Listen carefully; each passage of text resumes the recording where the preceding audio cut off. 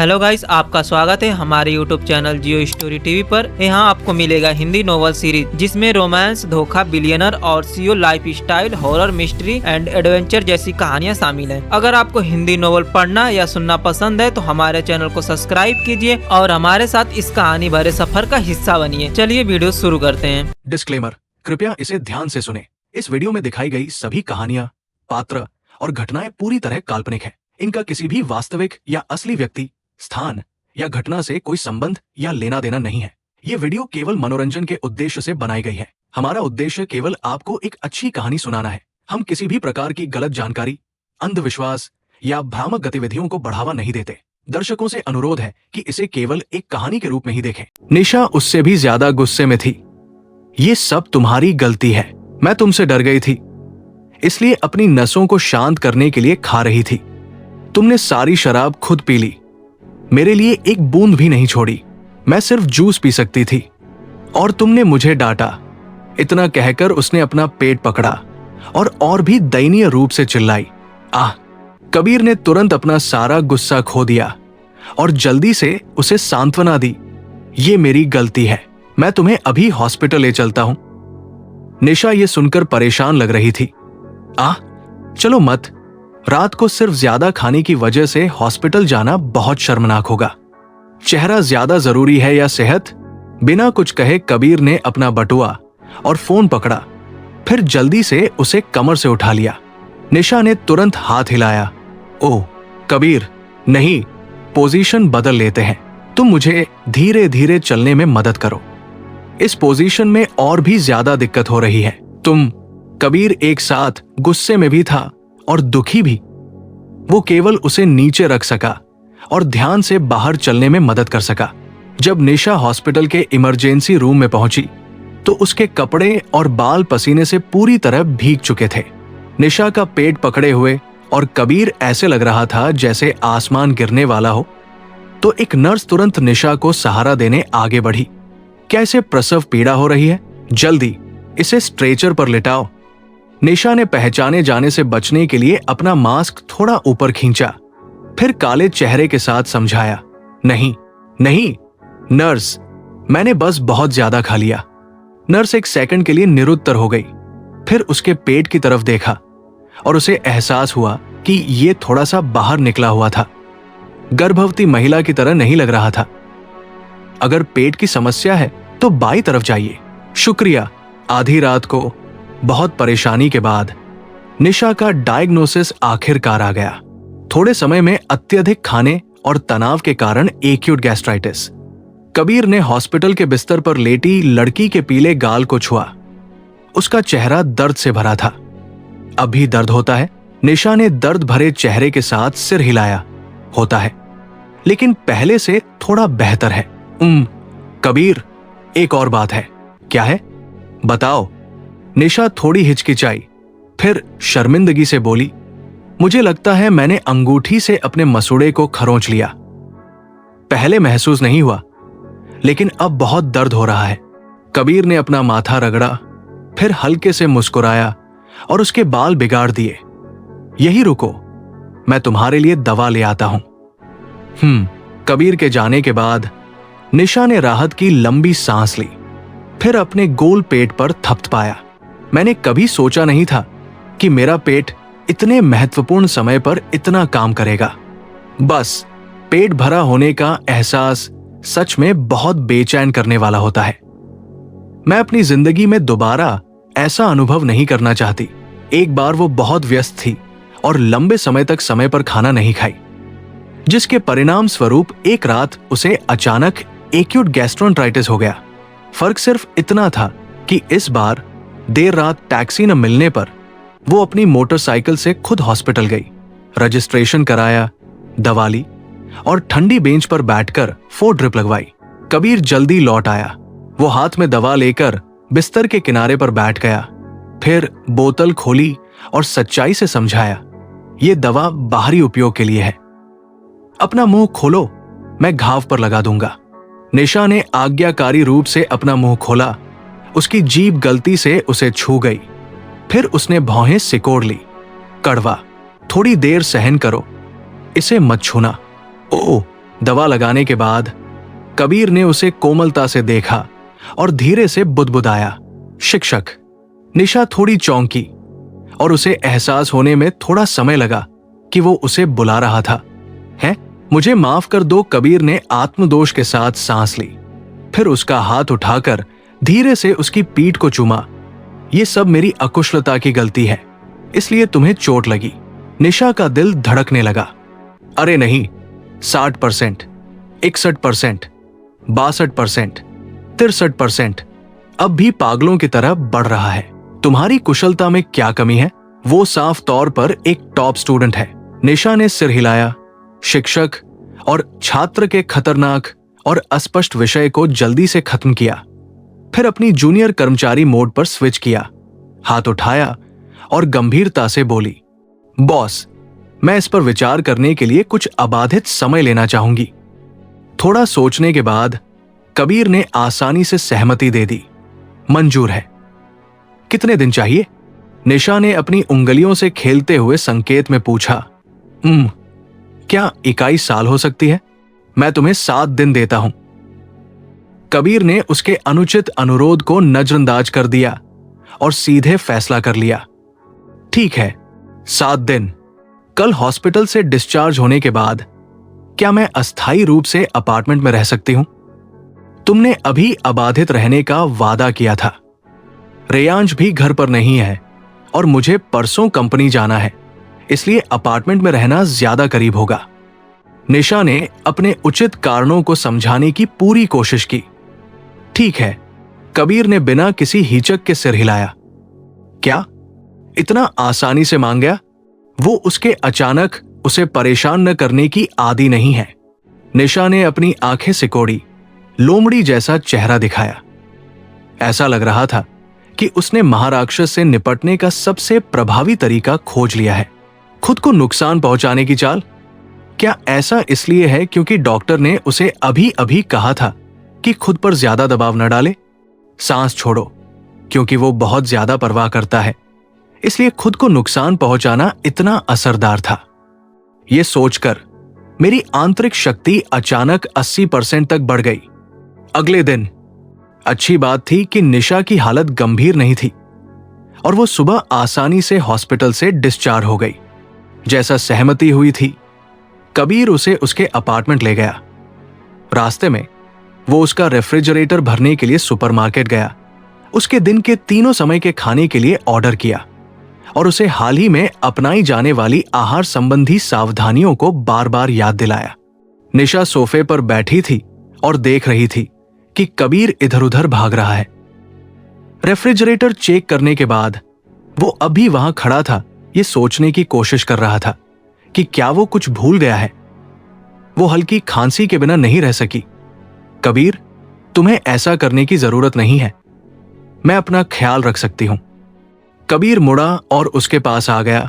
तो मैं चलता हूं, वो बोला, लेकिन उसका चेहरा अब भी चिंता से भरा था, जैसे वो एक 3 साल का बच्चा हो जो पूरी तरह से अपना ख्याल रखने में असमर्थ था। निशा ने पूरी कोशिश की कि वो अपना संयम बनाए रखे। क्या तुम अब सच में ठीक हो? बिल्कुल ठीक हूं।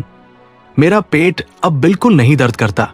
मेरा शरीर बहुत जल्दी ठीक हो जाता है। ये अच्छी बात है। कबीर की आंखें गहरी हो गई और उसने संतोष से सिर हिलाया। निशा, उसके कहने में कुछ भी गलत नहीं है, लेकिन उसे ऐसा क्यों लगता है कि उसके साथ छेड़खानी की जा रही है? सोच में खोई कबीर अचानक उसकी तरफ झुका, लेकिन करीब आने से पहले ही वो सीधा हो गया और पीछे हट गया। बजाय इसके उसने उसके सिर के ऊपर हाथ फेरा। मैं तुम्हें परेशान नहीं करूंगा। निशा, तुम पहले ही परेशान कर चुके हो। उसे आखिर समझ में आ गया कि भले ही ये लड़का कुछ न करे, उसका सिर्फ वहां होना ही पर्याप्त था। कबीर को विदा करने के बाद ही निशा पूरी तरह आराम कर सकी। उसने एक तकिया अपनी जेब में रखा और सोफे पर लेट गई, सोच में खोई पिछले कुछ दिनों में जो कुछ भी हुआ था उसे याद करती हुई। आखिरकार हम इस बिंदु पर आ गए। हालांकि मुझे एक पूर्वाभास था और मैं तैयार थी। जब वो पल आया तो मेरा दिमाग खाली हो गया और मैंने पूरी तरह से अपना संयम खो दिया। उसने इस प्रदर्शन के लिए खुद को 0 अंक दिए। उसकी शुरुआती योजना कबीर को हार मानने के लिए कुछ कठोर शब्द कहने की थी, लेकिन उस चेहरे को देखकर वो एक शब्द भी नहीं बोल सकी। इसके बजाय उसका शुरू में दृढ़ संकल्प हिलने लगा और वो ये बदलने पर विचार करने लगी कि वो क्या सोचती थी कि बिल्कुल असंभव था। कोई आश्चर्य नहीं कि प्राचीन काल में इतने सारे अयोग्य शासक थे। सुंदरता एक जाल हो सकती है। अगली सुबह मल्होत्रा प्रोडक्शंस में नंदिता सिन्हा के कार्यालय में। नंदिता दीदी, क्या मैं देर तो नहीं कर रही? निशा कल पूरे दिन अपने अपार्टमेंट में आराम कर रही थी और लगभग ठीक हो चुकी थी, लेकिन उसका रंग अब भी थोड़ा मुरझाया हुआ था। इसलिए आज उसने अपने रंग को निखारने के लिए एक बोल्ड और fashionable colour blocked maxi dress पहनी थी, जिससे वो जवान और ऊर्जावान लग रही थी। अपने डेस्क पर नंदिता सिंह हमेशा की तरह, उसके बाल साफ सुथरे थे और उसने ठंडे रंग का ब्लेजर और पेंसिल स्कर्ट पहन रखा था। वो कुछ दस्तावेज प्रोसेस कर रही थी। जब उसने निशा को आते देखा तो पहले उस पर एक नजर डाली, फिर सिर उठाकर कहा, घबराओ मत, आज तुमसे कोई महत्वपूर्ण बात नहीं करनी है। मैं बस कल शूटिंग शुरू होने से पहले तुम्हें कंपनी दिखाना चाहती हूं। हालांकि तुम आमतौर पर कंपनी में ज्यादा समय नहीं बिताती, फिर भी तुम्हें बुनियादी विभागीय संरचना को समझने की जरूरत है। ठीक है, शुक्रिया नंदिता दीदी। चलो। निशा ने सिर हिलाया और पीछे हो ली और नंदिता सिन्हा के मार्गदर्शन में उसने कंपनी के विभिन्न विभागों के बारे में सीखा और अपने नए सहयोगियों से मिली। लोग अपने दिल में कुछ भी सोचते थे, वो सतह पर उसके प्रति विनम्र थे। हालांकि हर कोई चुपके से समझता है कि पिछली घटना मल्होत्रा प्रोडक्शंस और मेहता मीडिया के बीच एक शक्ति संघर्ष थी और निशा केवल मेहता मीडिया पर हमला करने का एक साधन थी। फिर भी ये एक निर्विवाद तथ्य है कि कंपनी निशा को प्रमोट करने की तैयारी कर रही है। कोई भी अपनी लोकप्रियता के चरम पर निशा के लिए परेशानी खड़ी नहीं करना चाहेगा। इसका निशा फोटो से भी ज्यादा खूबसूरत है। कोई आश्चर्य नहीं कि दूसरे युवा स्वामी उसे पहली नजर में पसंद करने लगे। मुझे लगता है कि जब तक उसकी भावनात्मक बुद्धि बहुत कम न हो, वो एक बड़ा स्टार बनने के लिए बाध्य है। ये जरूरी नहीं है हम आखिरकार काव्या शर्मा से छुटकारा पा गए। क्या तुम सोचते हो कि कोई उसे इतना लोकप्रिय होने सहन कर सकता है? इसके अलावा क्या तुम सोचते हो कि वो और नंदिता सिंह साथ निभा सकते हैं? क्या नंदिता सिंह उन तेज तर्रार महिला कलाकारों से नफरत नहीं करती जो आगे बढ़ने के लिए अपनी शक्ल पर निर्भर रहती हैं? कंपनी काफी बड़ी थी। निशा को नंदिता सिन्हा के साथ पूरी जगह घूमने में 1 घंटे से अधिक समय लगा। जैसे ही वो कंपनी के कुछ फिल्मांकन स्थानों और रिकॉर्डिंग स्टूडियो को देखने जा रहे थे, दोनों की गलियारे में किसी से मुलाकात हो गई। अरे, ये हमारी महान एजेंट नंदिता नहीं है। तुम आखिरकार रिटायरमेंट से बाहर आ गई। मैंने सोचा था कि तुम हार मानकर इंडस्ट्री से रिटायर हो जाओगी। बोलने वाली महिला लगभग 30 साल की थी। वो सेक्सी और फैशनेबल तरीके से कपड़े पहने हुई थी। उसके बाल बड़ी लहरों में थे और उसने बढ़िया मेकअप किया था। वो एक सेलिब्रिटी से भी ज्यादा ग्लैमरस थी, क्योंकि वो अक्सर अखबारों और पत्रिकाओं में दिखाई देती थी और निशा ने फिल्मांकन के दौरान उसे कई बार दूर से देखा था। इसलिए उसने तुरंत उसे ऋतु सिन्हा के रूप में पहचान लिया, जो श्रेया वर्मा की एजेंट थी। ऋतु सिन्हा के स्पष्ट रूप से उत्तेजक शब्दों का सामना करते हुए नंदिता सिन्हा ने भौं भी नहीं चढ़ाई और बिना भाव के कहा, ऋतु दीदी, तुम अब भी मेहनत कर रही हो तो हम युवा लोग स्वाभाविक रूप से पीछे नहीं रह सकते। तुम। ऋतु सिंह गुस्से से भर गई। बगल में खड़ी निशा ने मुश्किल से अपनी हंसी रोकी। अपने आप से सोचा कि नंदिता सिन्हा, जो इतनी पुराने जमाने की और गंभीर लगती थी, असल में बहुत तीखी जुबान वाली थी। ऋतु सिंह ने दांत पीस लिए और ठंडी हंसी दी। नंदिता सिंह, हालांकि मैं पहले तुम्हारे बारे में ज्यादा नहीं सोचती थी, मुझे बाद में यह मानना पड़ा कि तुम्हें कुछ क्षमता है, काव्या शर्मा जैसी साधारण व्यक्ति को इतने ऊंचे स्तर तक पहुंचाने में सक्षम हो। लेकिन अब क्या? इस बिंदु पर ऋतु सिंह ने जानबूझकर रुककर निशा को एक कठोर और तिरस्कारपूर्ण नजर दी। काव्या शर्मा के जाने के बाद तुमने इस सुंदर चेहरे को पाया जिसमें स्कैंडल्स और शक्ल के अलावा कुछ नहीं। मुझे याद है तुम्हें इस तरह के सेलिब्रिटीज से जो अपनी शक्ल पर निर्भर रहते हैं सबसे ज्यादा नफरत थी। क्या तुम भी इस जाल में फंस गई? ये सुनकर निशा की आंखें हल्की सिकुड़ गई। ये पहली बार नहीं था जब उसने दूसरों से सुना था कि नंदिता सिन्हा को उसके प्रकार का सेलिब्रिटी पसंद नहीं था। ये कहना असंभव है कि मुझे बिल्कुल परवाह नहीं है। आखिर ये वो लोग हैं जिनके साथ वो भविष्य में लड़ेगी। अगर वो शुरू से ही अपने सिद्धांतों पर सहमत नहीं तो वो सहयोग कैसे जारी रख सकते हैं? नंदिता सिन्हा ने स्वाभाविक रूप से निशा की आंखों में क्षणभंगुर चिंता पर ध्यान दिया। उसने ऋतु सिन्हा की तरफ देखा और धीरे से कहा, ऋतु दीदी, मुझे लगता है कि मेरे बारे में थोड़ी गलतफहमी है। जैसा कि सब जानते हैं, इस उद्योग में सुंदर होना एक प्रतिभा है, भगवान का एक उपहार जिसका दूसरे केवल सपना देख सकते हैं। मैं इससे नफरत क्यों करूंगी? जो चीजें मुझे पसंद नहीं है वो है खोखले खोल जिनमें पदार्थ और व्यावसायिकता की कमी होती है। हर किसी को सुंदरता से प्यार होता है और मुझे लगता है कि ऋतु दीदी तुम ये सबसे अच्छी तरह समझती हो, है ना? आखिरी वाक्य सुनते ही ऋतु सिन्हा का चेहरा तुरंत बदल गया। उसका क्या मतलब था कि वो सबसे अच्छी तरह समझती है? ये साफ तौर पर उस पर व्यंग्य था। वो मूल रूप से एक अभिनेत्री थी, लेकिन उसने अपनी शक्ल के कारण सफल होना मुश्किल पाकर करियर बदलकर टैलेंट एजेंट बन गई। वो अपनी छवि के प्रति बहुत सचेत है और बार बार ब्यूटी ट्रीटमेंट और छोटे कॉस्मेटिक प्रोसीजर करवाती है। वो कमीनी नंदिता सिंह, वो आमतौर पर ज्यादा नहीं बोलती, लेकिन जब भी बोलती है ऐसा लगता है जैसे वो मेरे पैर में कील ठोक रही हो। ये एक भौंकने वाले कुत्ते की तरह है जो काटता है। क्या तुम्हें इतना यकीन है कि वो सिर्फ एक सुंदर चेहरा नहीं है? ऋतु सिंह ने बार बार तिरस्कार किया। ये सही है या गलत, इसका फैसला काम से होना चाहिए, न कि ऋतु दीदी की तरह शक्ल के आधार पर निर्णय लेने से। नंदिता सिंह ने बात खत्म की और उसके पास से गुजर गई। तुम, ऋतु सिंह ने पीछे से गुस्से से पैर पटके। थोड़ी सी बातचीत के बाद निशा की नाराजगी गायब हो गई और वो खुशी खुशी नंदिता सिन्हा के पीछे उछलती हुई चल दी। नंदिता दीदी, तुम अभी बहुत कूल थी। तुमने मुझे बहुत सुरक्षित महसूस कराया, लेकिन चिंता मत करो, मैं निश्चित रूप से सिर्फ एक सुंदर चेहरा नहीं हूं। भले ही मैं कम से कम किंग राजा के शुभ चिन्हों वाला एक चीनी मिट्टी का टुकड़ा हूं। मुझमें सुंदरता और ताकत दोनों है। नंदिता सिंह ने उसकी तरफ देखा और अपने होठों के कोनों को हल्का सा घुमाया। सिर्फ बातें करना काफी नहीं है।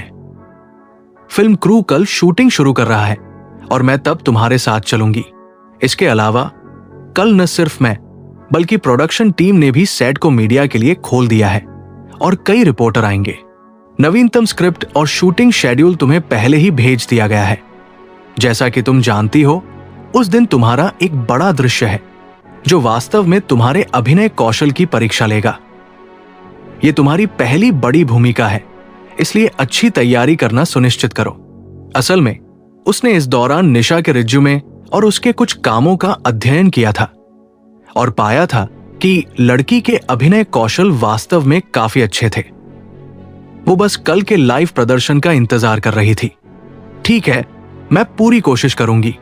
जैसे ही निशा बोली, उसने चुपके से नंदिता सिन्हा को देखा, जो चाहे कैसे भी देखो भरोसेमंद लग रही थी। वो जितना सोचती थी उतना ही उसे पछतावा होता था।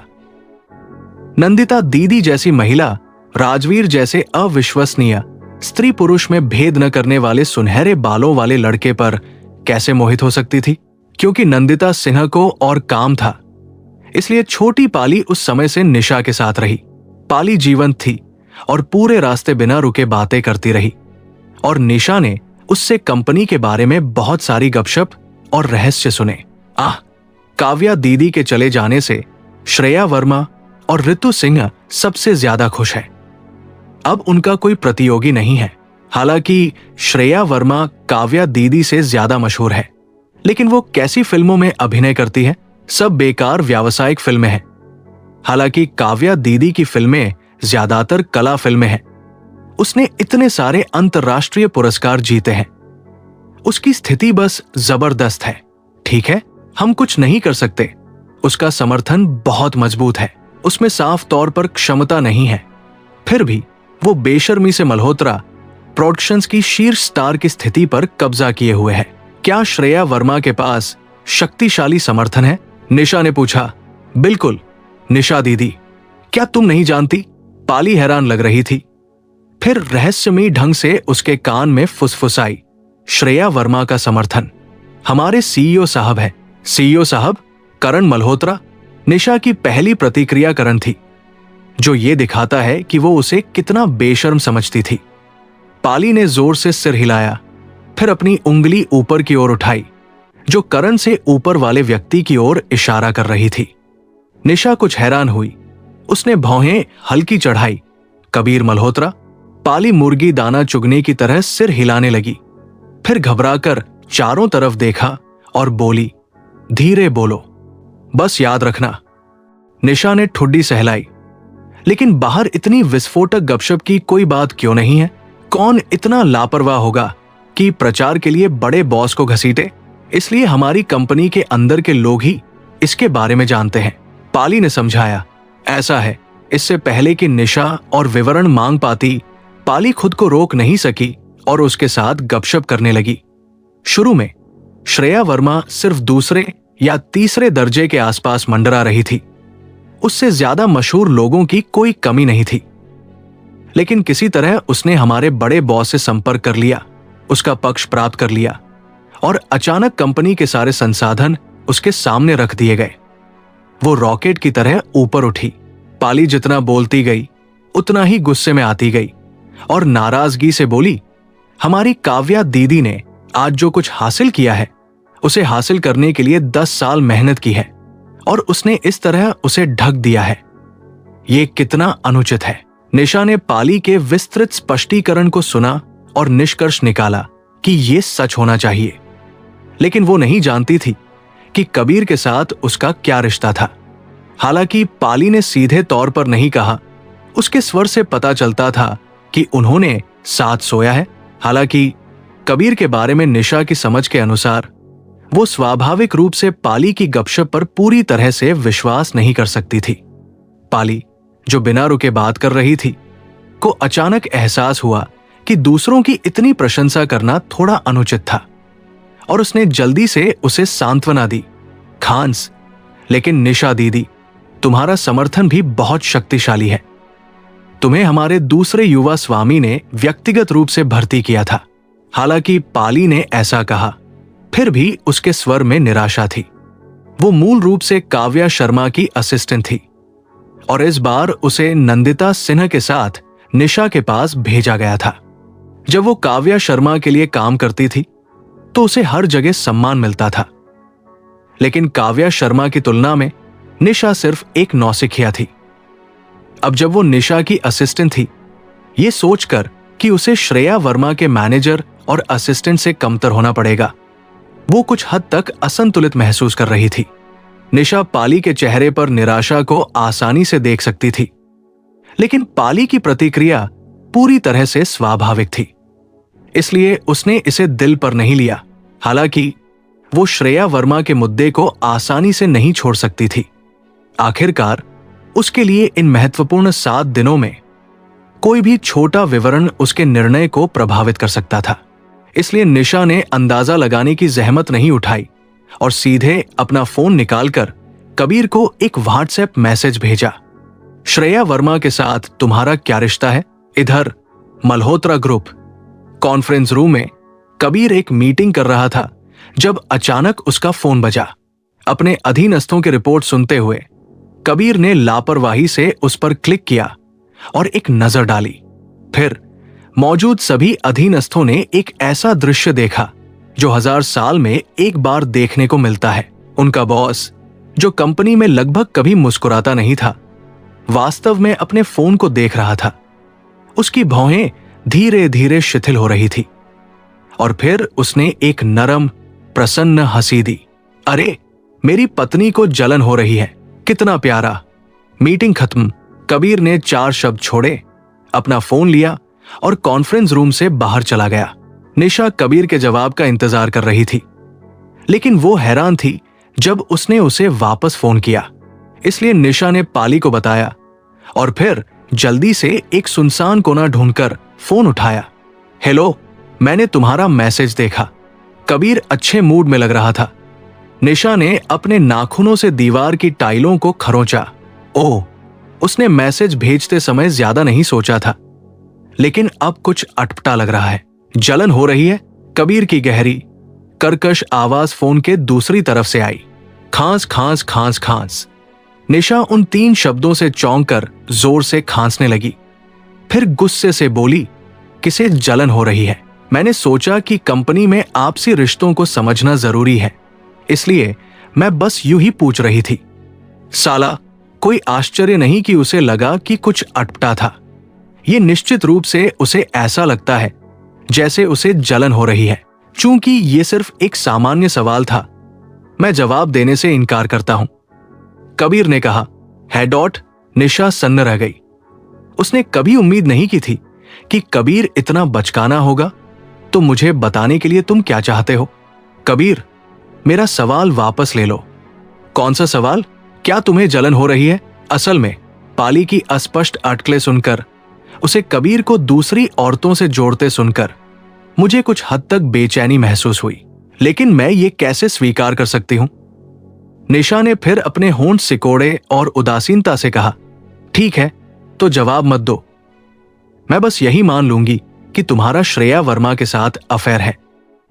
तुम्हें पता है, ये अकेले तुम्हारे अंकों में से 0 अंक काटने के लिए काफी है। कबीर ने सांस ली और अनिच्छा से हार मान ली। चिंता मत करो, सब ठीक है। तुम्हें कंपनी में उसकी चिंता करने की जरूरत नहीं है। तो फिर कुछ लोग क्यों कहते हैं कि श्रेया वर्मा का समर्थक तुम हो? क्या तुमने पहले लोगों को श्रेया वर्मा को वो सारे संसाधन देने का आदेश नहीं दिया था? निशा ने हैरानी से पूछा। मैं तुम्हारा एकमात्र समर्थन हूं, कबीर ने जवाब दिया। निशा का चेहरा लाल हो गया और उसने तुरंत गंभीरता से कहा, ठीक से बोलो, छेड़खानी मत करो। कबीर हल्के से मुस्कुराया। है, और तुम्हें हंसने की भी इजाजत नहीं है। कबीर ने आखिरकार उसे छेड़ना बंद कर दिया और जवाब देते हुए हल्की खांसी ली। यह सच है कि मैंने आदेश दिया था, लेकिन मैं निर्दोष हूं। मैंने ये आदेश इसलिए दिया क्योंकि उसने रेयांश की जान बचाई थी। क्या? रेयांश को क्या हुआ था? निशा ने बेचैनी से पूछा। पहले रेयांश को और लोगों से मिलाने के लिए मैंने उसे स्कूल ले जाने की कोशिश की, लेकिन उसने नियंत्रण खो दिया और बाहर भाग गया। लगभग एक गाड़ी से टकरा गया जो उसे नहीं बचा सकती थी। अच्छी बात थी कि अचानक एक और गाड़ी निकली और दूसरी गाड़ी से टकरा गई, जिससे रेयांश की जान बच गई। बाद में पता चला कि उस गाड़ी में श्रेया वर्मा थी। वो नशे में गाड़ी चला रही थी और नियंत्रण खो बैठी, इसलिए वो अचानक आ गई, लेकिन उसने अनजाने में रेयांश को बचा लिया। निशा सन्न रह गई। वाह, मुझे नहीं पता कि श्रेया वर्मा भाग्यशाली थी या रेयांश। तो तुमने उसका एहसान चुकाने के लिए वो आदेश दिया था? वो कबीर की कृतज्ञता समझ सकती थी। भले ही श्रेया वर्मा द्वारा रेयांश को बचाना एक दुर्घटना थी और उसका इरादा नहीं था, फिर भी उसने रेयांश को बचाया था। हाँ, अच्छा, उसने सच में रेयांश की जान बचाई थी। तुमने उस समय उसे अपना शरीर देकर एहसान क्यों नहीं चुकाया? कबीर का जवाब एक त्वरित और घातक प्रत्युत्तर था। क्या तुम सोचती हो कि मैं किसी को भी अपना शरीर दे दूंगा? एक त्वरित हत्या से संतुष्ट न होते हुए कबीर ने बेरमी से चोट पर नमक छिड़कते हुए कहा, अब तुम्हारे कितने अंक हैं? मैं तुम्हें ये कैसे बता सकती हूं? क्या तुम सोचते हो मैं बेवकूफ हूं? मैं फोन रख रही हूं। मेरी असिस्टेंट अब भी मेरा इंतजार कर रही है। निशा ने जल्दी से फोन रख दिया। कितनी आपदा है, मुझे कबीर से संपर्क ही नहीं रखना चाहिए था। कबीर ने अभी अभी निशा के साथ फोन पर बात करना समाप्त किया था। उसकी मुस्कान अब भी बाकी थी। तभी अचानक एक बड़ा चेहरा करीब आया। उसका स्वर उदास और नाराज था। भाई, सच बताओ, क्या तुम मुझसे कुछ छुपा रहे हो? कबीर ने इनकार नहीं किया। भौहें हल्की चढ़ाई। क्या यह स्पष्ट है? ये सुनते ही करण बहुत चौंक गया और लगभग जमीन पर लौट गया। आह, तुम सच में मुझसे कुछ छुपा रहे थे। मैं तुम्हारा भाई हूं, तुम्हारा सबसे सक्षम डिप्टी, तुम्हारा प्यारा सा छोटा भाई। तुम मुझसे कैसे कुछ छुपा सकते हो? क्या तुम अंदाजा लगाने में अच्छे नहीं हो? अरे, मैंने अंदाजा लगा लिया। करण कमरे में इधर उधर चक्कर लगाने लगा। 3 मिनट बाद वो अचानक रुका और उसकी तरफ देखा। परसों तुमने जानबूझकर रेयांश को भेज दिया। उस समय निशा के काम शुरू होने में केवल 2 दिन बचे थे। शेड्यूल के अनुसार वो बहुत व्यस्त होगी। इसका मतलब है कि तुम्हारे पास ज्यादा समय नहीं बचा है, तो तुम्हें इन 2 दिनों में कुछ बड़ा करना होगा। कुछ बड़ा? क्या ये इजहार हो सकता है? कबीर, जारी रखो। क्या इसका मतलब उसने सही अंदाजा लगाया था? करण की आंखें चमक उठीं और उसने अटकलें लगाना जारी रखा। और तुम्हारे इजहार का क्या नतीजा रहा? ये शायद काम नहीं किया, वरना तुम अब भी कंपनी में क्यों होते? तुम्हें बिस्तर पर होना चाहिए। कबीर, आखिर में करण ने उंगलियां चटकाईं और निश्चितता के साथ निष्कर्ष निकाला। केवल एक ही सच्चाई है। तुमने निशा के सामने इजहार किया और उसने तुम्हें स्वीकार नहीं किया, लेकिन उसने तुम्हें अस्वीकार भी नहीं किया। वो इस पर विचार कर रही है और इस समय इस बात की बहुत अधिक संभावना है कि वो तुम्हें सकारात्मक जवाब देगी। इसलिए तुम इतने अच्छे मूड में हो। अपने छोटे भाई की चमकती अभिव्यक्ति को देखकर कबीर के होंठ एक लगभग अदृश्य मुस्कान में मुड़ गए। वो स्वाभाविक रूप से एकांत प्रिय था और लोगों के साथ घुलने मिलने में अच्छा नहीं था। यहां तक कि अपने जैविक माता पिता के साथ भी उसके रिश्ते दूर थे। हालांकि ये छोटा भाई एकमात्र ऐसा व्यक्ति था जिसकी वो हर समय परवाह करता था। बाकी सब उससे बचते और डरते थे, लेकिन वो कभी परवाह नहीं करता था या नाराज नहीं होता था। वो बात करना पसंद नहीं करता था, इसलिए वो उसके मन की बातें पढ़ लेता था और वो हमेशा सही अनुमान लगाता था। वो सोचता था कि वो काफी भाग्यशाली था, लेकिन किस्मत उसे निशा के पास ले आई। अगले दिन कई असफलताओं के बाद संसार की टीम ने आखिरकार गर्मी के चरम से शुरुआती शरद ऋतु तक फिल्मांकन फिर से शुरू किया। स्क्रिप्ट में बदलाव के कारण नंदिनी मेहता और रोहन भाटिया के दृश्य काफी कम कर दिए गए थे। नंदिनी मेहता और निशा के मूल रूप से 3 दृश्य एक साथ थे, लेकिन ये सब हटा दिए गए हैं। इसका मतलब है कि आगामी फिल्मांकन के दौरान निशा का सेट पर नंदिनी मेहता से सामना नहीं होगा, जिससे उसकी बहुत सारी परेशानी कम हो जाती है और वो फिल्मांकन पर ध्यान केंद्रित कर सकती है। आज का मुख्य फोकस निशा और राजवीर के बीच 2 महत्वपूर्ण दृश्यों को फिल्माने पर है। न सिर्फ निशा की एजेंट नंदिता सिंह यहां, बल्कि राजवीर के एजेंट मनीष खन्ना भी व्यक्तिगत रूप से आए हैं, जो ये दिखाता है कि ये दोनों दृश्य कितने महत्वपूर्ण हैं। निशा और राजवीर लगभग एक ही समय पर पहुंचे। नमस्ते, राजवीर भैया, निशा ने मीठी आवाज में उसका अभिवादन किया। चतुराई से अपना संबोधन राजवीर सर से राजवीर भैया में बदल दिया। नमस्ते छोटी बहन। राजवीर निशा के आज्ञाकारी छोटे चेहरे पर कांप उठा और उसकी त्वचा पर रोंगटे खड़े हो गए। फिर उसने अपनी आंख के कोने से निशा के बगल में खड़ी नंदिता सिन्हा पर एक नजर डाली। नंदिता सिन्हा मनीष खन्ना से बात कर रही थी और उसने राजवीर की नजर को बिल्कुल नहीं देखा। बात खत्म करने के बाद वो निशा की तरफ मुड़ी और उसे निर्देश दिया, निशा, मुझे मनीष भाई से कुछ बात करनी है। तुम और तुम्हारे बड़े भाई अपने डायलॉग ठीक से प्रैक्टिस करो। ठीक है नंदिता दीदी, तुम अपना काम करो। नंदिता को आज्ञाकारी रूप से अलविदा कहने के बाद निशा तुरंत अपने शैतानी रूप में वापस आ गई। राजवीर को एक बुरी नजर देकर कहा, स्कच सुनहरे बालों वाले, क्या तुमने अभी देखा? मुझे इतने समय तक बहुत दुख और पछतावा हुआ जब मुझे पता चला कि नंदिता दीदी तुम्हारी पूर्व प्रेमिका थी। मुझे चिंता थी कि अगर तुम दोनों मिलोगे तो नंदिता दीदी को अजीब लगेगा, लेकिन नंदिता दीदी ने तुम पर एक नजर भी नहीं डाली। कितनी कूल है। मुझे नंदिता दीदी और भी ज्यादा पसंद आ रही है। राजवीर ने दांत पीस लिए और उसे बुरी तरह से घूरा। तुम्हें किसने बताया कि वो मेरी पूर्व प्रेमिका थी? निशा ने पलकें झपकाई। क्या तुमने खुद नहीं कहा था? जा, मैंने इसके बारे में एक शब्द भी नहीं बताया था। ये सब सिर्फ तुम्हारी गपशप थी। तो तुमने इतना बेहुदा व्यवहार क्यों किया? निशा ने बड़बड़ाया, फिर और भी उत्सुक हो गई। अगर वो तुम्हारी पूर्व प्रेमिका नहीं है, तो तुम्हारा वास्तविक रिश्ता क्या है? तुम उससे इतना सतर्क क्यों हो? मैं उससे कब डरता था? निशा, क्या तुम कृपया अपनी बेतहाशा सोच बंद कर सकती हो? राजवीर उसकी हरकतों से लगभग पागल होने को हो गया था। उसे बात करवाने के लिए निशा ने उसे शांत करने के लिए अपनी आवाज नरम कर दी। ठीक है, ठीक है, मैं ज्यादा नहीं सोचूंगी। बस मुझे बता दो, आखिर हुआ क्या था? और क्या हो सकता है? बस इतना कि वो मुझे सलाह देती थी। राजवीर ने बेसब्री से स्क्रिप्ट पलट दी। निशा की आंखें ये सुनकर हैरानी से फैल गई। नहीं हो सकता, नंदिता दीदी ने तुम्हें सलाह दी थी? वो तुम्हारी मैनेजर थी? राजवीर ने उसकी तरफ आंखें घुमाई। क्या गलत है? क्या इसकी इजाजत नहीं है? वो कैसा चेहरा था? निशा ने सिर हिलाया और सांस ली। ये तुम्हारी पूर्व प्रेमिका होने से भी ज्यादा दयनीय है।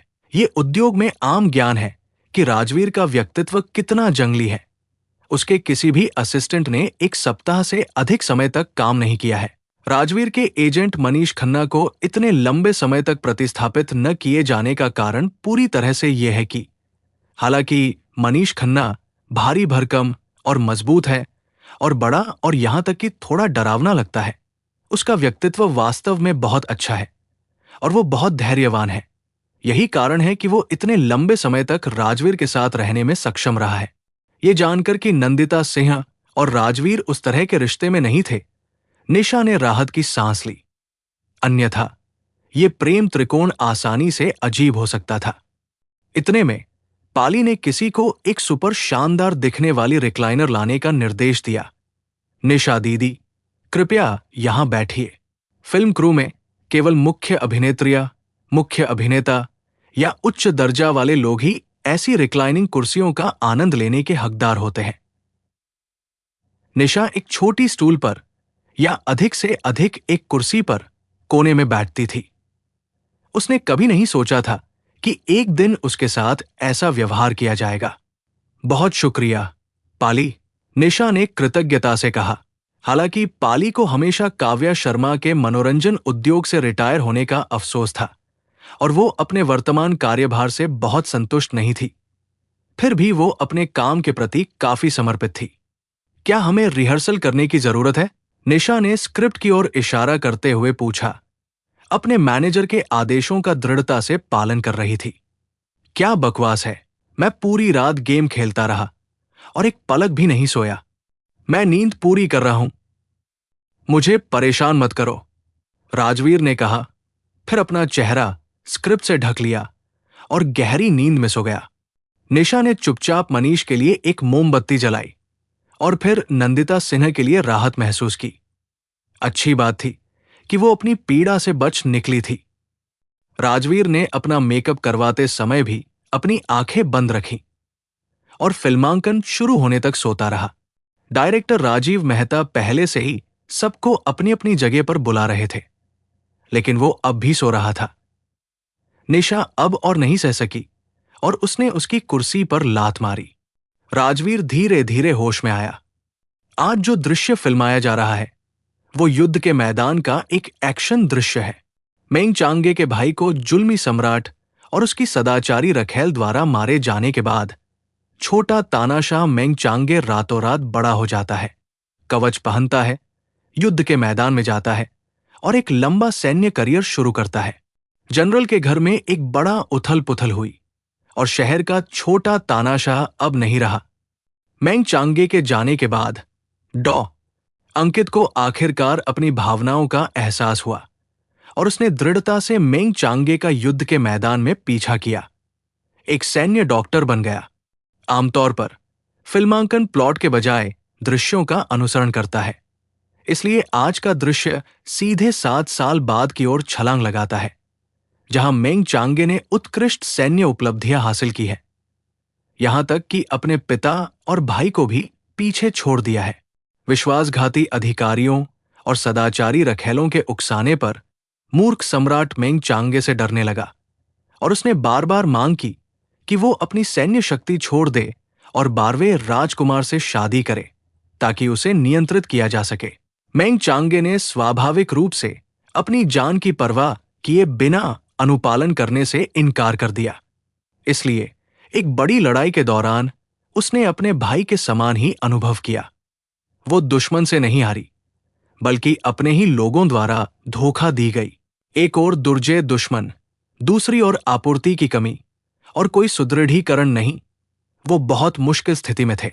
आखिरकार अंतिम लड़ाई, जीवन और मृत्यु का मामला आप पहुंची थी।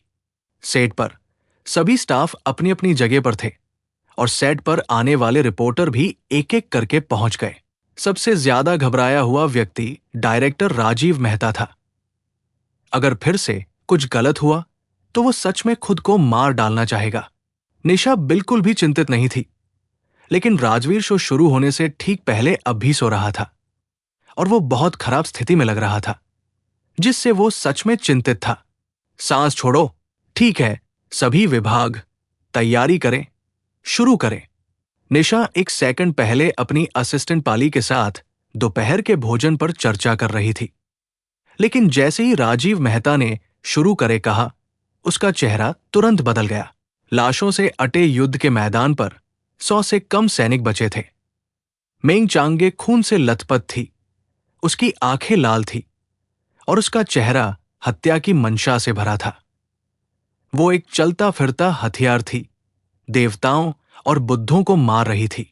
जैसे ही वो थकावट के कारण पीछे से हमला किए जाने वाली थी, नीले वस्त्रों में एक पतला आदमी अचानक दौड़ा और चेतावनी चिल्लाया, चांगे सावधान। आदमी की चेतावनी पर मेंग चांगे ने मुश्किल से चुपके हमले को टाल दिया, लेकिन जब उसने देखा कि वो कौन था तो वो तुरंत गुस्से से भर गई। उसने उस आदमी के कॉलर को अपने खून से सने हाथ से पकड़ लिया। तुम कमीने, तुम्हें यहां आने की किसने इजाजत दी? निकल जाओ यहां से। डॉक्टर अंकित का चेहरा दृढ़ था। मैं नहीं जा रहा, हम साथ मरेंगे। मेंग चांगे ने उसे जोर से फेंक दिया। उसका चेहरा उपहास और तिरस्कार से भरा था। मैंने तुमसे कहा था कि निकल जाओ तो निकल जाओ। तुम सिर्फ एक कमजोर आदमी हो, तुम मेरे साथ क्यों मरोगे? डॉक्टर अंकित धूल से सना हुआ खड़ा हुआ। अपनी चांदी की सुई के एक फ्लिक से उसने एक आदमी का गला काट दिया। उसके सुंदर गोरे चेहरे पर खून बिखर गया। उस समय उसकी आंखों में एक मरहम लगाने वाले की दया का कोई निशान नहीं था, केवल एक भयानक हत्या की मंशा थी। और अब? उसने पूछा। उसका चेहरा जिद्दी और दृढ़ था। मेंग चांगे ने अपना चेहरा घुमा लिया। उसके चेहरे पर संघर्ष दिख रहा था। उस पल में निशा के चेहरे पर अनगिनत जटिल भावनाएं दौड़ गई। आखिरकार उसने भारी सांस ली। तुम ठीक है, अगर आना है तो आओ, लेकिन ये उम्मीद मत करना कि मैं तुम्हारी रक्षा करने के लिए विचलित हो जाऊंगी। राजवीर ने हाथ बढ़ाकर निशा के चेहरे से खून का एक धब्बा धीरे से पोंछा। उसका चेहरा कोमल और स्नेही था, इस खून से सने युद्ध के मैदान पर एक खिले हुए सफेद कमल की तरह। चांगे, मैं तुम्हारा आदमी हूं, तुम्हारी रक्षा करना मेरा कर्तव्य है। कट एक ही टेक में पास हो गया। दर्शकों ने तालियां बजाई। रिपोर्टर विशेष रूप से उत्साहपूर्वक तालियां बजा रहे थे।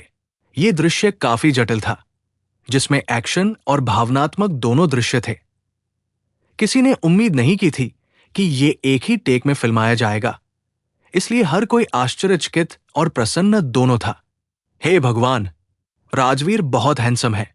मैंने सोचा था कि इस बार कमजोर डॉक्टर का किरदार निभाकर उसकी छवि खराब हो जाएगी, लेकिन ये इतनी सुखद आश्चर्य है। हाँ, उसने राजवीर की पिछली सभी छवियों को पूरी तरह से पलट दिया है। मुझे लगता है कि इस बार उसके अभिनय कौशल में जबरदस्त सुधार हुआ है। मुझे परवाह नहीं है कि मुख्य अभिनेता कौन है, मैं बस अपने डॉक्टर साहब के दृश्य देखना चाहता हूं। खासकर वो आखिरी लाइन, मैं तुम्हारा आदमी हूं, कितनी मार्मिक थी, है ना? इतनी स्नेह से भरी। मैं सहमत हूं। पहले जब राजवीर ने मुख्य अभिनेत्री के लिए ऐसी ही भावुक लाइनें कही थी, तो मुझे हमेशा लगता था कि कुछ कमी थी। अब मुझे आखिर पता चला, ये भावना है। राजवीर इस बार भावना के साथ अभिनय कर रहा है। पास खड़े राजीव मेहता इतने उत्साहित थे कि लगभग रो पड़े और उन्होंने सहायक निर्देशक शर्मा जी को कसकर गले लगा लिया। मैं बहुत भावुक हूं। ये इतनी आसानी से हो गया। रिपोर्टरों की प्रतिक्रिया भी असाधारण रूप से सकारात्मक थी। कितनी शानदार शुरुआत है। आराम क्षेत्र में राजवीर ने अकड़कर गुनगुनाया, कैसा रहा? मैंने तुमसे कहा था कि कोई समस्या नहीं होगी। तुम सब बेकार की चीजों की चिंता करना जानती हो। निशा ने तिरस्कार से कहा, यह इसलिए क्योंकि मैं तुम्हारे साथ अभिनय कर रही हूं। अगर कोई और होता तो तुम्हारी वर्तमान भयानक स्थिति को देखते हुए हमें कम से कम 20 बार रीशूट करना पड़ता। यकीन मानो, अपनी पीठ थपथपाना बंद करो। अगर कोई और होता, मैं शायद अधिक से अधिक 19 बार फंसता। राजवीर ने लापरवाह अंदाज में कहा। वो केवल इतना लापरवाह था क्योंकि वो जानता था कि दूसरा व्यक्ति निशा थी। क्या वो सोचता है कि वो बेवकूफ है? निशा का सबसे बड़ा कौशल केवल तुम्हारे प्रदर्शन को दबाना और तुम्हें फंसाते रहना नहीं है, बल्कि तुम्हें तुरंत दृश्य में खींचना भी है ताकि तुम एक ही टेक में सही कर सको। निशा, तुम्हारा कौशल सच में अजीब है। तुम अजीब हो। दोनों बातें कर ही रहे थे कि मनीष खन्ना और नंदिता सिंह अंदर आए। मनीष खन्ना भी बहुत उत्साहित था। खुशी खुशी राजवीर के लिए ड्रिंक डाल रहा था और स्नैक्स दे रहा था। बहुत बढ़िया राजवीर, तुमने आज बहुत शानदार काम किया। ये मेरी उम्मीदों से पूरी तरह अधिक था। इसे जारी रखो। राजवीर की प्रशंसा होते देख निशा नाखुश हो गई और उसने नंदिता सिन्हा की तरफ एक छोटे बच्चे की तरह देखा जो मिठाई मांग रहा हो। नंदिता दीदी, मेरे बारे में क्या? मेरे बारे में क्या? हालांकि नंदिता सिंह उतनी उत्साहित नहीं थी जितनी मनीष खन्ना। वो काफी संतुष्ट लग रही थी। बहुत अच्छा, लेकिन अपनी सतर्कता मत छोड़ो। तुम्हारा मुख्य कार्यक्रम अगला है। समझ गई। निशा पहले से ही बहुत संतुष्ट थी। बहुत अच्छा शब्द पाकर खुश थी। राजवीर ने नंदिता सिन्हा की तरफ तिरछी नजर से देखा, अपना चेहरा घुमाया और अपनी सांसों के नीचे बड़बड़ाया। मैंने उम्मीद नहीं की थी कि ये चीता इतने सालों बाद इतना नरम हो जाएगा। मैंने तुम्हें कभी मेरे साथ इतना नरम नहीं देखा। इस समय नंदिता सिंह ने आखिरकार उसकी तरफ देखा और बिना भाव के कहा, अपने आप को मेरी जगह रखो। अगर तुम उस समय मेरी जगह होते तो क्या तुम अपने आप के साथ नरम हो सकते थे? राजवीर चुप हो गया। साला, क्या वो उस समय सच में इतना बुरा था? ऐसा लगता है मैं काफी आलसी रहा हूं और अब भी हूं। ध्यान से सोचो, अगर वो नंदिता सिन्हा की जगह होता तो वो खुद को पीटना चाहता। बाहर के रिपोर्टर सभी निशा और राजवीर का इंटरव्यू लेने के लिए उत्सुक थे, लेकिन डायरेक्टर ने उन सबको रोक दिया, ये कहते हुए कि फिल्मांकन पूरा होने के बाद पर्याप्त इंटरव्यू का समय दिया जाएगा। और सब शांत हो गए। थोड़े आराम के बाद दूसरी शूटिंग शुरू हुई। ये दृश्य सबसे महत्वपूर्ण क्यों माना जाता है? क्योंकि ये पूरी सीरीज का सबसे दिल दहलाने वाला दृश्य है। सीरीज का चरमोत्कर्ष है और मीरा सिन्हा के बदला लेने के लिए महल में प्रवेश करने से पहले का एक महत्वपूर्ण मोड़ है। ये मोड़ बहुत महत्वपूर्ण है, जो सीधे सीरीज के दूसरे भाग में मीरा सिन्हा के चरित्र विकास और दर्शकों द्वारा उसे कैसे देखा जाता है को प्रभावित करता है। दोनों सेनाओं के बीच ताकत के भारी अंतर के कारण मीरा सिन्हा फिर भी ये लड़ाई हार गई। वो असहाय होकर देखती रही कि उसका भरोसेमंद लेफ्टिनेंट, जिसने उसके लिए अपनी जान जोखिम में डाल दी थी, दुश्मन द्वारा काट दिया गया और उसकी गर्दन तोड़ दी गई। वो असहाय होकर देखती रही कि उसके प्यारे छोटे भाई का सिर कलम कर दिया गया और उसका सिर तलवार पर लटकाकर अपमानित किया गया। वो युद्ध के दौरान अंकित से अलग हो गई और जब उसे आखिरकार वो मिला तो उसने देखा कि उसे दुश्मन ने तीरों से छलनी कर दिया था। अलविदा कहने का भी समय नहीं था। अंकित, मीरा सिन्हा के दिल की आखिरी डोर पूरी तरह टूट गई। उसकी आंखें डर से फैल गई और वो वहां पहुंचने के लिए लड़खड़ाती हुई दौड़ी। वो जमीन पर गिर गई, अपनी बाहों में तीरों से छलनी लाश को खाली नजरों से देखती रही और एक निराश चीख निकाली, आह! उसके खून से सने गालों पर गर्म आंसुओं की 2 धाराएं बह निकली। निशा की विस्फोटक शक्ति बस लुभावनी थी। सेट पर हर कोई दृश्य में खिंच गया, उनके दिल बैठ गए। अगले ही पल मीरा सिंह ने अपनी तलवार निकाली और उठ खड़ी हुई। बचे हुए दुश्मन सैनिकों के साथ एक उन्मत्त युद्ध में जुट गई, क्योंकि मीरा सिंह की आभा बहुत भयानक और भयंकर थी। दुश्मन हालांकि असंख्य थे, कायर हो गए और परिणाम स्वरूप लगभग 100 लोग उसके द्वारा एक एक करके मारे गए। निशा ने इस दृश्य के लिए स्टंट डबल का उपयोग नहीं किया, बल्कि स्टंट खुद किए। उसकी भावनाएं सटीक थी और उसकी हरकतें भी बहुत सुंदर थी, जिससे एक आश्चर्यजनक दुखद भावना पैदा हुई। लड़ाई आखिरकार समाप्त हुई और इस विशाल युद्ध के मैदान पर वो आखिरी जीवित व्यक्ति थी जो बची थी। पूरा युद्ध का मैदान खून से लथपथ था, लाशों की परतें थी और फटे हुए सैन्य झंडे तेज हवा में लहरा रहे थे। मीरा सिन्हा लड़खड़ाते हुए अपनी छाती पकड़े घुटनों के बल गिर गई। थकावट से जोर जोर से हाफ रही थी। बहुत दुख और गुस्से के बाद उसने धीरे से अपने प्रियजन का सिर अपने घुटनों पर रखा। उसके चेहरे से गंदगी पोंछी। उसकी अभिव्यक्ति न तो दुखी थी और न ही खुश। निशा की इस अवधि की चुप्पी बाद में संपादन में दोनों के बीच फ्लैशबैक डालने के उद्देश्य से थी। निशा के चेहरे के भावों में सूक्ष्म अंतर ने इस चुप्पी को बिना किसी फ्लैशबैक के भी स्वाभाविक महसूस कराया, जिससे हर कोई उसके चेहरे के भावों में सूक्ष्म बदलावों के माध्यम से डॉक्टर अंकित के साथ उसके परिचय के टुकड़ों को याद कर सके। थोड़ी देर बाद याद अचानक समाप्त हो गई। मीरा सिन्हा की खाली नजर अचानक दूर पर टिक गई। वो एक नजर युद्ध के मैदानों, बर्फीले पहाड़ों और घास के मैदानों और विशाल रेगिस्तान को पार करती हुई समृद्ध राजधानी तक, फिर महल की दीवारों को लांघती हुई पाखंडी दरबार तक और भ्रष्ट शाही महल तक जाती हुई लग रही थी। तंबू में जुल्मी सम्राट और उसकी विश्वासघाती रखैल को घूर रही थी। जैसे खून की बदबू लिए एक तेज हवा उसके ऊपर बह गई। उसने अपनी ठुड्डी उठाई और अपनी आंखें बंद कर ली।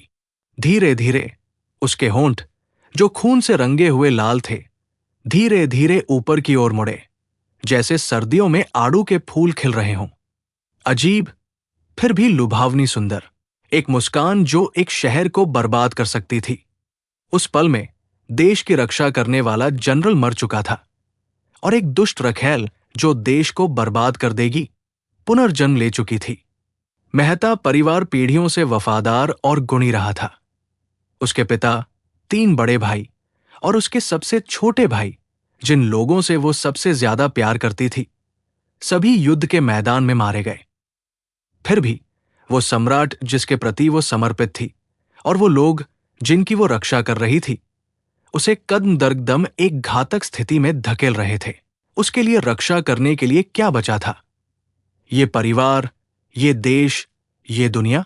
अगर ऐसा है तो चलो सबको नष्ट कर दें। निशा ने इस गहरे, भारी और अडिग दुख और घृणा को सिर्फ एक उदास मुस्कान के साथ व्यक्त किया। इस बार दृश्य पूरी तरह से शांत था। जब तक फिल्मांकन समाप्त नहीं हुआ, कोई भी आवाज करने की हिम्मत नहीं कर पाया या जोर से सांस लेने की भी, उस दुखी और सुंदर आत्मा को परेशान करने के डर से।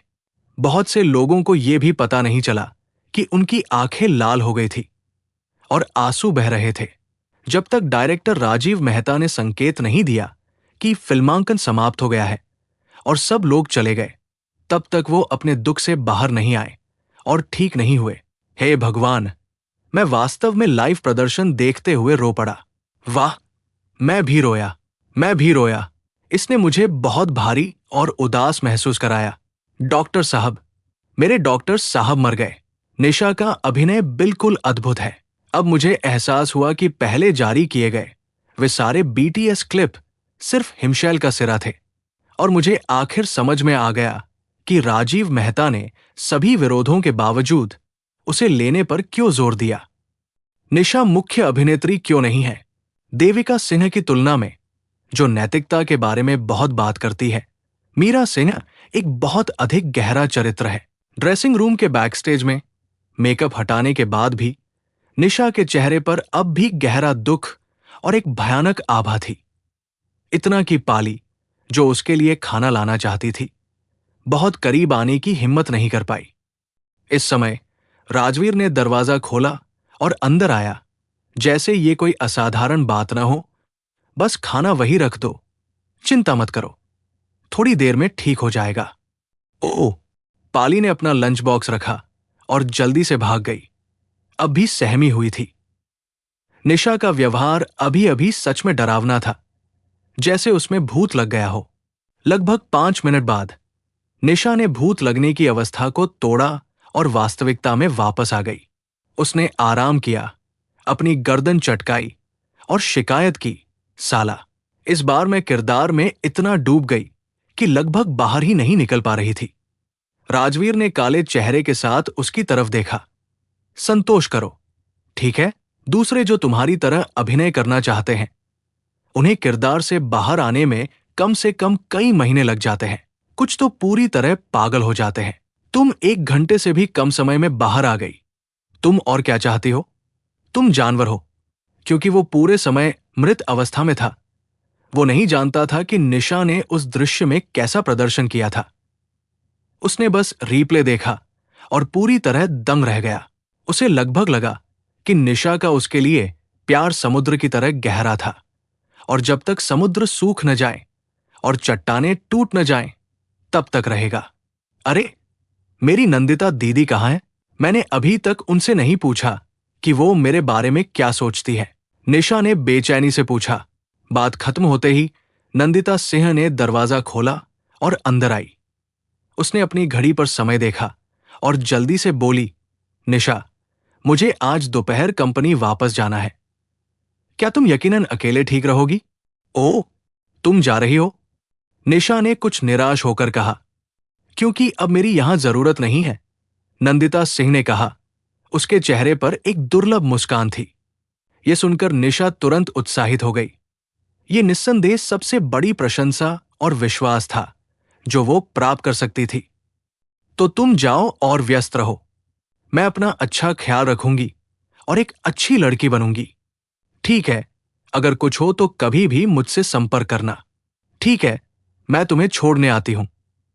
निशा के नंदिता को छोड़कर उछलती हुई वापस आने के बाद राजवीर ने उसे तिरस्कार से देखा और कहा, जिस तरह से तुम उसकी चापलूसी कर रही थी, उसे देखो। निशा ने उसकी तिरस्कार भरी नजर का बदला दिया। तुम बस ईर्ष्या कर रहे हो कि मेरा नंदिता दीदी के साथ कितना अच्छा रिश्ता है। वैसे मुझे तुम्हारा शुक्रिया अदा करना चाहिए। तुम जैसे बदमाश का अनुभव करने के बाद नंदिता दीदी मेरे जैसे आज्ञाकारी बच्चे को और भी अधिक संजोएगी। राजवीर ने तिरस्कार किया। उसे एक नजर देकर कहा, तुम कितनी भोली और मासूम हो। बस देखते रहो, तुम्हें बाद में पछताना होगा।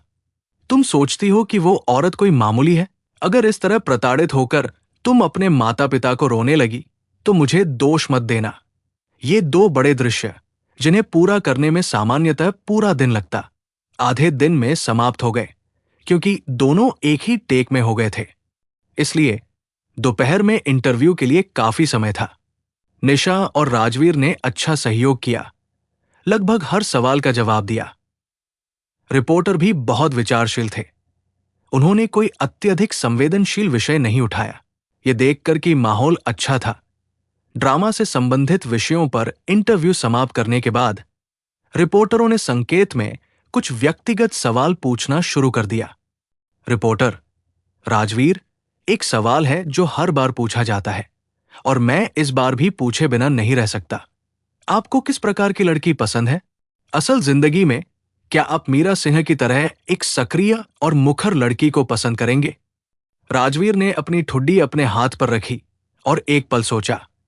मुझे पहले छोटे कद की आश्रित लड़कियां पसंद थी, लेकिन अब जब मैं थोड़ा बड़ा हो गया हूं तो मुझे लगता है कि मीरा सिंह की तरह एक सक्रिय और मुखर लड़की बहुत बहादुर और सच्ची होती है। राजवीर से पूछने के बाद रिपोर्टर स्वाभाविक रूप से निशा की तरफ मुड़ा। तो निशा, आपको असल जिंदगी में किस प्रकार का आदमी पसंद है? या यूं कहें कि आपके साथी चुनने के मानदंड क्या है? क्या आप सबके साथ इसके बारे में बात कर सकती हैं? निशा को थोड़ा सिरदर्द हुआ, क्योंकि ऐसा सामान्य सवाल वास्तव में उसके लिए काफी कठिन था। वो शादी न करने की कट्टर समर्थक है और उसने कभी साथी चुनने पर विचार भी नहीं किया, तो उसके पास कोई मानदंड कैसे हो सकते थे? हालांकि उस पल में जब रिपोर्टर ने सवाल पूछा, उसके दिमाग में एक सेकंड के लिए जो छवि कौंधी वो थी। निशा ने सिर हिलाया और रिपोर्टर के सवालों का जवाब देने पर ध्यान केंद्रित किया। मेरे साथी चुनने के मानदंड मेरी उम्र के आसपास का कोई व्यक्ति होना चाहिए जिसकी रुचियां और लक्ष्य समान हो। अच्छी बात थी कि वो इस सवाल के लिए तैयार थी, इसलिए उसने अपनी तैयार लाइनों के अनुसार एक मानक और उचित तरीके से जवाब दिया। खैर, ये जवाब उचित है और टालमटोल वाला नहीं है। इसमें कोई दोष नहीं निकाला जाना चाहिए। हालांकि इस समय उसके बगल में एक महिला रिपोर्टर ने उत्साह से कहा, अब जब आपने इसका उल्लेख किया तो राजवीर कम से कम 2 मानदंडों पर खरा उतरता है। पहला, राजवीर आपकी उम्र के लगभग है। दूसरा, आप दोनों अभिनेता हैं, इसलिए आपकी रुचियां समान होनी चाहिए। दूसरे बिंदु के लिए, हालांकि ये निश्चित नहीं है कि आपके शौक समान हैं। चूंकि आपके पास ये 2 बिंदु हैं, इसलिए बहुत संभावना है कि आपके शौक समान हों। निशा के होंठ हल्के फड़के और उसने एक चतुराई भरे इशारे से आलोचना को टाल दिया। हैं, असल में ऐसे काफी लोग हैं जो इन मानदंडों पर खरे उतरते हैं। ये भी किस्मत पर निर्भर करता है। उसके बगल में खड़े राजवीर ने भी एक मजाक के साथ विषय बदल दिया। जानबूझकर कहा, उसकी व्याख्या मत सुनो। उसकी व्याख्या सिर्फ एक आवरण है। असल में वो मुझे, अपने बड़े भाई को, अपने साथी चुनने के मानदंड के रूप में उपयोग कर रही है। निशा ने कहना जारी रखा, बड़े भाई, क्या तुम्हारे फैंस को पता है कि तुम कितने आत्ममुग्ध हो? इंटरव्यू 2 घंटे बाद समाप्त हुआ। हालांकि मैं आज देखे गए 2 अद्भुत दृश्यों को पोस्ट नहीं कर सकता, क्योंकि मैं स्पॉइलर नहीं दे सकता। फिर भी मैं कुछ क्लिप और पर्दे के पीछे की झलकियां साझा कर सकता हूं। इसके अलावा इंटरव्यू बहुत अच्छा रहा और बहुत जानकारीपूर्ण था। निशा और राजवीर ने स्क्रीन पर और ऑफ स्क्रीन दोनों जगह सहजता से एक साथ काम किया, जिससे लिखने और प्रसारित करने के लिए पर्याप्त सामग्री मिली। सभी रिपोर्टर संतुष्ट होकर चले गए। रिपोर्टरों के जाने के बाद निशा ने आराम किया और जम्हाई ली। मैं थक गई हूं। आज की लड़ाई आखिरकार खत्म हुई। मैं होटल जाकर सो रही हूं। राजवीर ने उसकी तरफ देखा। होटल? तुम होटल में क्यों रह रही हो? निशा ने घनी भरी स्क्रिप्ट को पलटते हुए सांस ली। तुम जानते हो कि बाद में मेरी भूमिका कितनी महत्वपूर्ण है और रात के दृश्य बहुत हैं। इधर उधर भागना बहुत थका देने वाला है, इसलिए मैंने नंदिता दीदी से चर्चा की और फिल्म सिटी में थोड़ी देर रुकने का फैसला किया। शाम, मल्होत्रा विला नंबर 8, बड़ी डाइनिंग टेबल पर केवल कबीर और करण थे। रेयांश यहां नहीं है और नहीं तुम्हारी भाभी। तुम अब पूरी तरह अकेले हो। देखो मैं कितना विचारशील हूं। मैं तुम्हारे साथ खाना खाने के लिए यहां तक आया हूं। करण ने सांस ली। घर को बहुत सूना पाकर उसने टीवी चालू कर दिया। बेशक, ये निश्चित रूप से एक मनोरंजन गपशप चैनल है। टीवी पर श्रेया वर्मा की नवीनतम फिल्म सितारों का समंदर का प्रेस कॉन्फ्रेंस दिख रहा था, जो एक स्टार स्टड इवेंट था। श्रेया वर्मा ने आइस ब्लू वीकॉचर haute couture tulle evening gown पहना था। एक अलौकिक सुंदरता का उत्सर्जन कर रही थी और वास्तव में राष्ट्रीय देवी के खिताब की हकदार थी। करण, मल्होत्रा प्रोडक्शंस के बॉस, ने भौहें गहरी सिकोड़ ली। इतने सारे संसाधन, उसके चुनने के लिए इतनी सारी स्क्रिप्ट, और उसने कैसी बेकार चीज चुनी है। ये सब देवी वाली भूमिकाएं हैं। वो व्यावहारिक रूप से एक देवी विशेषज्ञ है। क्या वो थोड़ा बदल नहीं सकती?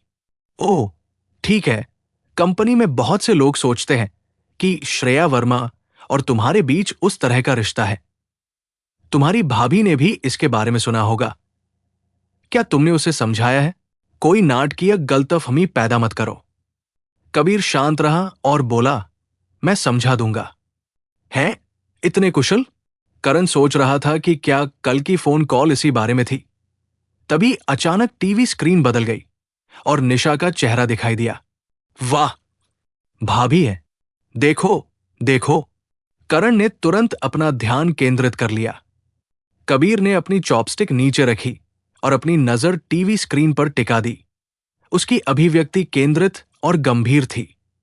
आज सुबह एंटरटेनमेंट फ्रंटलाइन के हमारे रिपोर्टरों ने बहुप्रतीक्षित ड्रामा संसार के सेट का दौरा किया और कुछ रोमांचक पर्दे के पीछे की फुटेज कैप्चर की। होस्ट ने अपना परिचय समाप्त करने के बाद स्क्रीन उसके पीछे की बड़ी स्क्रीन पर स्विच हो गई।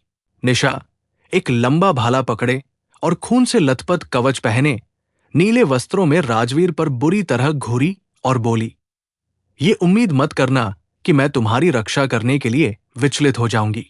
राजवीर हल्के से मुस्कुराया, हाथ बढ़ाकर निशा के चेहरे से खून का एक धब्बा पोंछा। उसकी आंखें गहरे स्नेह और प्यार से भरी हुई थी। चांगे, मैं तुम्हारा आदमी हूं। तुम्हारी रक्षा करना मेरा कर्तव्य है। पुफ, खांस खांस खांस। अप्रत्याशित रूप से दृश्य इतना जोरदार था। करण जल्दी से अपने भाई को सांत्वना देने गया। भाई, ये सिर्फ अभिनय है, इसे गंभीरता से मत लो, इसे गंभीरता से मत लो। हालांकि यही अंत नहीं था। दृश्य जल्दी से दूसरे पर शिफ्ट हो गया, जहां निशा राजवीर को पकड़े हुए थी, जिसका शरीर तीरों से छलनी हो गया था। उसकी आंखों में निराशा अपने प्रियजन को खोने के दर्द से भरी बहुत मार्मिक थी। करण ने चुपके से मेज के पार अपने भाई के रहस्यमय चेहरे पर एक नजर डाली और सूखी हंसी दी, जोर देते हुए, भाभी का अभिनय सच में बहुत अच्छा है, बहुत अच्छा। जैसा कि ये निकला, टीवी को उससे कोई दुश्मनी थी। जैसे ही उसने बात खत्म की, उसने निशा का एक रिपोर्टर द्वारा इंटरव्यू किए जाने का क्लिप चलाना शुरू कर दिया। तो निशा, आपको असल जिंदगी में किस प्रकार का आदमी पसंद है, या यूं कहें कि आपके साथी चुनने के मानदंड क्या है? क्या आप सबके साथ इसके बारे में साझा कर सकती हैं? मेरे साथी चुनने के मानदंड मेरी उम्र के आसपास का कोई व्यक्ति होना चाहिए, जिसकी रुचियां और आदर्श समान हो। करण ने चुपके से अपनी उंगलियों पर गिना। वे लगभग एक ही उम्र के हैं, लेकिन उसका बड़ा भाई निशा से 8 साल बड़ा है, जो लगभग 3 पीढ़ियों का अंतर है। उन्हें शायद ही एक ही उम्र के आसपास माना जा सकता है। भले ही उनकी रुचियां समान हो, वे बहुत अलग हैं। उनके आदर्श और विश्वास समान थे। निशा ने अपने भाई को पहले अस्वीकार करने का सबसे बड़ा कारण यह था कि वे अलग अलग रास्तों पर थे और साथ काम नहीं कर सकते थे। दूसरी ओर राजवीर पूरी तरह से निशा के साथी चुनने के तीनों मानदंडों पर खरा उतरता था। इस समय कबीर सोच रहा था, मूली। उसने निशा के उस दिन के उन शब्दों को याद किया, हर किसी का अपना स्वाद होता है। जिसे मूली पसंद है, वो चाहे कितनी भी परफेक्ट क्यों न हो, उसे सब्जी पसंद नहीं आ सकती। उस समय वो आश्वस्त था कि निशा के भी उसके लिए भावनाएं थी, और उसने उसके शब्दों को एक बहाना मान लिया था। इसलिए उसने उसकी बातों के बारे में ज्यादा नहीं सोचा। हालांकि अब उसे इस समस्या का सामना करना शुरू करना होगा। शायद वो सच में सब्जी था और उसकी मूली नहीं। अपने भाई को सामने सूखी मूली की प्लेट को ठंडी नजरों से देखते देख करण की रीढ़ में ठंडक दौड़ गई। भाई, तुम ठीक हो? तुम सूखी मूली की प्लेट को इतनी हत्या की मंशा से क्यों देख रहे हो?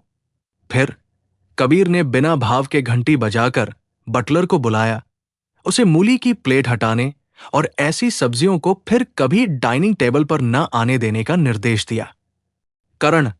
करण निरुत्तर हो गया। अपनी असाधारण बुद्धि के साथ भी वो प्यार में पड़े आदमी के सोचने के तरीके को नहीं समझ सका।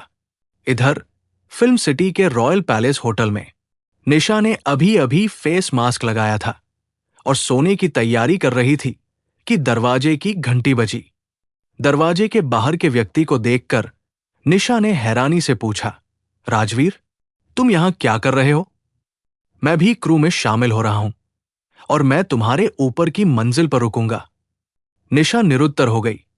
मैं केवल इसलिए क्रू में शामिल हुई क्योंकि मेरी भूमिका बहुत महत्वपूर्ण थी। तुम मेरे मामलों में क्यों दखल दे रहे हो? क्या मैं समय बचाकर थोड़ा और गेम नहीं खेल सकता? राजवीर ने सच्चाई के अंदाज में कहा। ठीक है, तुम जीत गए। निशा ने अंगूठा दिखाया, फिर पूछा, तो तुम अपना गेम खेलने क्यों नहीं गए? तुम यहां क्या कर रहे हो? इस बारे में बोलते हुए राजवीर परेशान लग रहा था। मैं क्या खेलूं? इंटरनेट की स्पीड बहुत खराब है। इससे मैं लगातार 5 गेम हार गया और मेरी रैंक गिर गई। चलो चलो एक इंटरनेट कैफे में साथ खेलते हैं। जल्दी जल्दी जल्दी। निशा ने सांस ली। तुम लोग गेम खेलने के साथ क्या कर रहे हो? मैं बस सोने ही वाली थी। अभी 9 बजे ही बजे हैं। तुम क्यों सो रही हो? आ रही हो या नहीं? वो कौन थी जो 3 बजे सुबह सिर्फ एक फोन कॉल के लिए अपनी जान जोखिम में डालने आई थी? अब सिर्फ 9 बजे हैं और मैं तुम्हें जगा भी नहीं सकता हूं। है राजवीर ने तिरस्कार से कहा। उसे एक निर्दयी आदमी की तरह देखा। निश्चित रूप से, जैसा करोगे वैसा भरोगे। निशा ने लाचारी से सांस ली। ठीक है, मैं चलती हूं। ठीक है, पहले मुझे कपड़े बदलने दो। 10 मिनट बाद दोनों ने अगोचर कपड़े पहने, मास्क लगाया और इंटरनेट कैफे में प्रवेश किया। क्योंकि ये एक फिल्म सिटी है और सेलिब्रिटी अक्सर इंटरनेट कैफे में आते हैं। मालिक रात में मास्क पहने 2 लोगों को देखकर हैरान नहीं हुआ। उसने उनकी आईडी ध्यान से नहीं देखी और बस उन्हें अंदर जाने दिया। कोई प्राइवेट रूम उपलब्ध नहीं था, इसलिए दोनों ने एक केबिन ढूंढा और अपने कंप्यूटर चालू कर लिए। निशा ने काफी समय से गेम में लॉगिन नहीं किया था और अपना पासवर्ड भूल गई थी। सुनहरे बालों वाले, मेरा पासवर्ड क्या था? राजवीर ने उसकी तरफ बेबसी से आंखें घुमाई, फिर उसके पास आया और उसके लिए एक पासवर्ड टाइप किया। शुक्रिया। निशा ने लॉगिन करने के लिए एंटर दबाया। जैसे ही वो गेम में लॉगिन हुई, सिस्टम मैसेज लगातार पॉप होने लगे। निशा ने चमकते चेहरे के साथ पॉपअप को देखा। साला अमीर आदमी, तुमने मुझे इतने सारे स्किन कैसे भेज दिए? और ये सब लिमिटेड एडिशन है। ये सुनते ही राजवीर भड़क गया। साला, तुमने मेरे जन्मदिन का उपहार भी नहीं देखा? इतने दिन हो गए, क्या तुमने पहले लॉगिन नहीं किया था? कोई आश्चर्य नहीं कि तुम अपना पासवर्ड भूल गई। ओह, निशा जानती थी कि वो गलत थी और शर्मिंदगी से अपना सिर खुजलाया। मैं व्यस्त थी। राजवीर ने ठंडे स्वर में कहा, ये सब बहाने हैं, तुम्हें बस परवाह नहीं है। हेलो गाइस, आपको यह स्टोरी कैसी लगी कमेंट में जरूर बताइएगा और वीडियो को लाइक करना ना भूलिएगा और हमसे जुड़ने के लिए हमारे चैनल को सब्सक्राइब कीजिए और सुनते रहिए जियो स्टोरी टीवी।